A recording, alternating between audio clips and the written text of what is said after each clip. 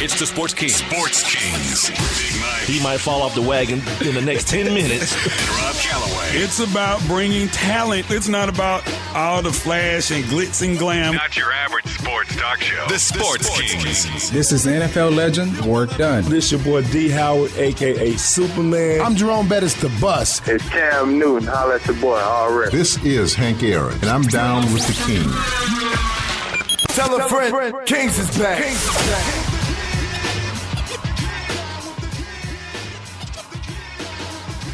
Another Tuesday inside the Sports Kings podcast. I am Big Mike. Got my partner Rob Calloway back with me today. Took a little hiatus yesterday.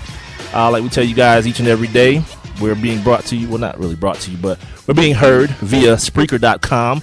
You can also contact us at any time during the listening of this podcast via Instagram, Twitter, or Facebook. They're all three Sports Kings Live. And as of today, the email is now sportskingslive@gmail.com. Before we get started, speaking of Facebook, Rob, you're going to have to fix the Facebook, dog. By the way, how you doing, brother? I'm good, man. Yeah. Glad to be back. Yeah, you're gonna have to fix the Facebook. I may have ruined it. I'm not sure. What happened? Well, what's happened is I changed the format of it from a regular page to a business page because, we doing business now. Business is business. Right? So, but now when I do like the auto post from exterior sites, it still shows up on the old site, on the old page, not on the new one. The old page was Sports Kings, one word, space live. The new one is Sports space Kings space live. Different. But you know what's happened? The URL is still the same. So I don't know if it's confusing these things. I done sent messages to the Facebook people and nobody got back to me. And it's really concerning me because I'm looking at our stats and the Facebook listens are going down. Which, by the way, thank you guys again for continuing to support this thing in its second week. And I told a young lady yesterday via, if you give me 1 minute here, via the, what is it called, Rob? The Instagram, that I was going to make sure, because she always retweet or like our post or whatnot. And I made sure I told her yesterday that I would make sure I mentioned her on today's podcast. Her Twitter account is, if I can find it, where is it, Rob? It is GT Gabby 1. She says she's been down since day one. Man. That's your people? Yeah. Word? Yeah, man. She says she's been down since day one, and she got our back, man. Make sure I tell her. She just did that trying to get a shout out. Well, it worked. It worked. And if you would like a shout out as well, do what she did. Like our stuff on Facebook. Oh, make sure when you go to the Spreaker.com too. I've been tweeting this today too. Make sure as well as, just listening, give us a like and a follow as well. I'm not sure exactly how it's done, but you guys are probably smarter than me when it comes to that stuff. So you guys can figure it out. If you listened yesterday, you realize, Rob wasn't here. And yesterday, Rob, I had such a brain fart. Jesus Christ. I'm talking about, it was like a long, queefy one too, dude. It was, God, my man. Oh yeah. It was a brain fart of all brain farts, my dude. Look, so all this stuff is happening with the NFL, right? Now at this point, like yesterday, I talked for 2 hours straight, no break, no pause, no nothing. There's nobody to, all right, let me get a drink of water while this dude talks.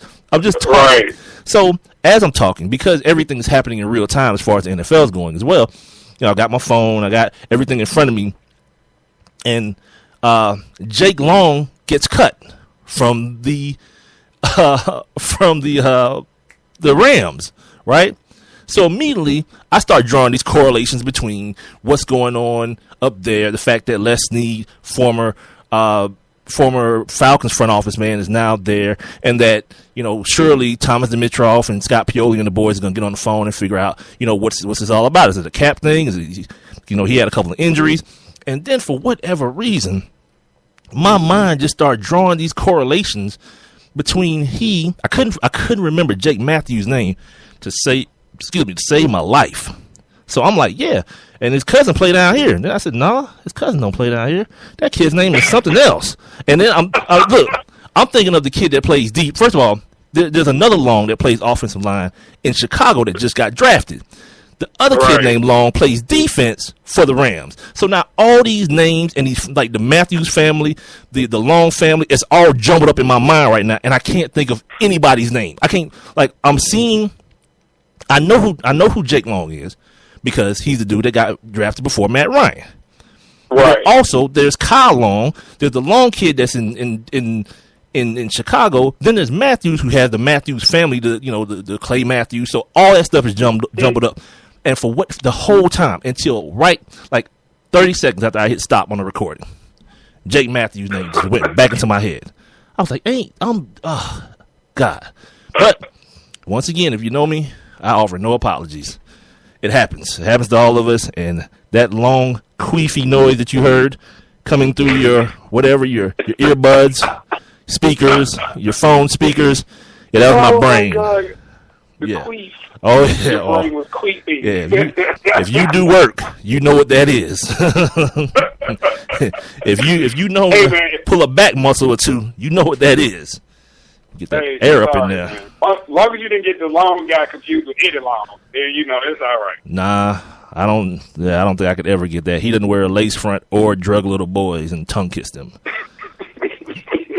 So since neither of those things happened, oh, by the way, as far as today's show go, because we are doing this thing called a podcast, and it's a sports podcast. But we tell you guys every day. You hear it on the intro every day. It's not your average sports talk show, so don't expect it.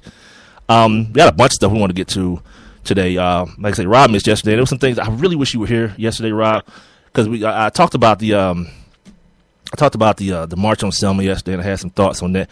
But it'll definitely come up again today because we have some things in the way of race relations going on in the world of sports today. It happened yesterday, but I couldn't really find a tie to sports with it.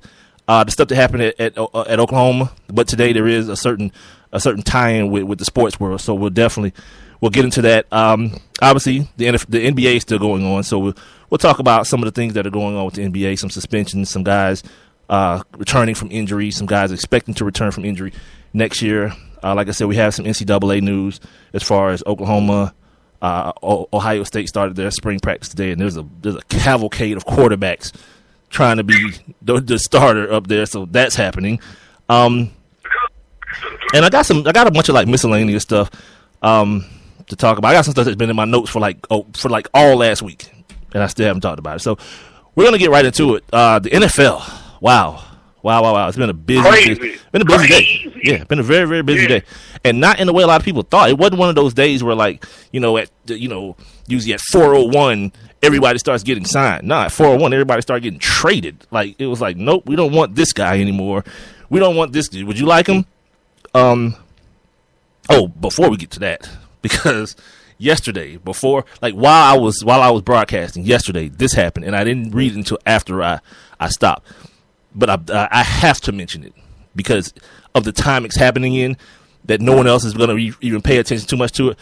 Fullback Bruce Miller from the 49ers, got arrested yesterday on suspicion of spousal abuse. So if there were a right time to jump on your lady, this probably is it because no one's paying attention. But yeah, I am. I'm paying attention. I'm going to pay attention. Yeah, because first of all, like the question, this is a different question too, Rod, because it's a two-parter. What position did I say he plays? Fullback. Oh, that's different than running back. That's like seeing a damn unicorn, cuz they don't even exist no more, do they? That's like the Loch Ness Monster. Yeah, if anybody can't be beating on a lady, it's you, dude, because the league has told you, yeah, we can use you. But if we get a Samoan that can play defensive tackle, you know what he can also play? Fullback. At any moment. So that happened. But like I said, the league year started today at 4 p.m. as we record this podcast about 3 hours ago. And some of the things that happened, Jimmy Graham went from the Saints to the Seahawks for a first and a fourth, and center Max Unger. And everyone seems to be really, really high on this as far as the Seattle Seahawks side of things go. And you said something to me regarding the Saints, and I want you to tell the people what you said to me about the Saints because there's some clarification that needs to be done. About the Saints? You text me something about the Saints. Well, yeah, because a couple of days ago, I think it might have been Friday, when we were talking about, moves that need to be made and teams that were over the cap, you said, you were like, New Orleans is going to have to make some moves, or Drew Brees is going to have to get some money back. And I texted you today when I saw that Jimmy Graham had been sent to Seattle, and I was like, well, you said the Saints need to make moves, but I definitely wasn't expecting this. Well, here's the thing about that. And just like a lot of these other things, and I told you guys last week, I'm here to make sure that ESPN doesn't make you any dumber than you already are. And by thinking that this has something to do with the cap, the Saints are going to still take a $9 million cap hit this year. This cap stuff don't, as far as Jimmy Graham is concerned, it doesn't go into play until the year after next. This had a bunch of stuff to do with a bunch of other things. Like, people got their feelings hurt last year, I guess, when Jimmy Graham was talking about he was a wide receiver and he needed to get paid like one and all this kind of stuff. Yeah, Drew Brees is still going to have to get back some of that money. That's coming. That has to come. Because they still, at this point, somewhere around $13 million over the cap still. Mm-hmm. And then they done got rid of Curtis Lofton. They didn't re-sign Mark Ingram for a lower deal, like $4 million. Well, I don't know if it was lower than what he was getting, but it's a low for running back deal, or low for NFL player of his age and the season that he had last year, $4 million. Marcus Colston had to give back some of his money. So, yeah, it's coming. It's going to happen. This thing with Junior Gillette is going to happen as well. But this Jimmy Graham thing, I think it had a lot of other things written on it, because, like I said, they're going to still be on the hook for a $9 million plus cap hit this year. As far as the Seahawks are concerned, they're getting a tight end in which and they're going to get him for like 2 years. You know, a guy who showed a lot of promise as far as what he's able to do athletically, but a guy who we found out can be taken out of ball games with some physicality and is a little bit prone to be hurt. But he's just a bigger version, if you ask me now, of Percy Harvin. And what they do with him, they figured out, yeah, Percy, you was cool, but you couldn't play for us, so we found another sucker to take you off our hands. And they did that. He's going to be old. Go ahead. I don't know though, Mike. I mean, Jimmy Graham accounted for a lot of New Orleans offensive production. But he didn't account for no wins. That's what it boils down to. He didn't account for wins. You know what I mean? And like I was saying that down here in Atlanta. If you don't know, if you're listening from somewhere else, we're broadcasting out of Atlanta. And I said that about when people were begging Tony Gonzalez to come back. I was like, hold on, Playboy. He's a tight end. Like, move on. You know what I mean? You got a dude wearing number 11 and a dude wearing number 84 on the outside. Yeah, take all those balls that you were throwing to the middle of the field and give it to them. Yeah, he's a tight end. I'm good. Like, at this point, if you're not Gronkowski, yeah, I'll take or leave you, whatever. I don't care. But that's what I'm saying. Like, to me, in my opinion, right, because we know where the weapon Gronk is. Jimmy Graham has arguably been that same kind of weapon for Drew Brees. Now, as a Falcons fan, right here in Atlanta, hell, I'm glad Jimmy Graham is going to Seattle. Like, that's a great move for Falcons fans and for NFC South fans that don't like the Saints. But again, as you mentioned, there is the injury thing, and you say it all the time. Maybe they didn't want to be stuck with the hot potato. But I still think it's a good move for Seattle. I'm sure they wish they had him last year, Super Bowl in the red zone. Well, yeah. At this point, you've got to make people believe Russell Wilson is who he is, because you're going to pay him. You're going to pay the young man, and the point is now to make sure. Marshawn Lynch, you can't retire. Okay, we got Doug Baldwin and a couple of other dudes on the outside, but we need a dude, and they're expecting that dude to be Jimmy Graham, the dude that's the difference maker. We'll see, because people have learned how to play Jimmy Graham. Ever since the other year when they put Aqib Talib on him and was like, you just go up there and jack this boy up every time. You got a physical corner, you got a safety that can run with tight ends. You got a chance against Jimmy Graham. He's not going to out-physical you. That's the one thing that separates him from Gronkowski. I dare you to try to jam that dude. He's going to be on your back soon, and he's going to be in the end zone spiking something. Yeah, he's that's a different animal. Like, for people to say anybody is close to that, you have Gronkowski, and then further on down the line, there's some other dudes. I don't know who those dudes. It may be Jimmy Graham. It may be Julius Thomas. It may be some of these other finesse-type dudes. But Gronkowski stands on a pedestal by himself when it comes to that position. And we're not going to see another dude like that. Like, I don't think people understand how big that dude is. That dude is 6'7", like 275 pounds. What the hell? They used to make linemen that size. That dude is running down the seam against corners and safeties at 185, 205 pounds. Yeah, he's a definition of mismatch. another trade that happened. Haloti Ngata. He's gone from the Ravens. They didn't want to pay him the money that obviously he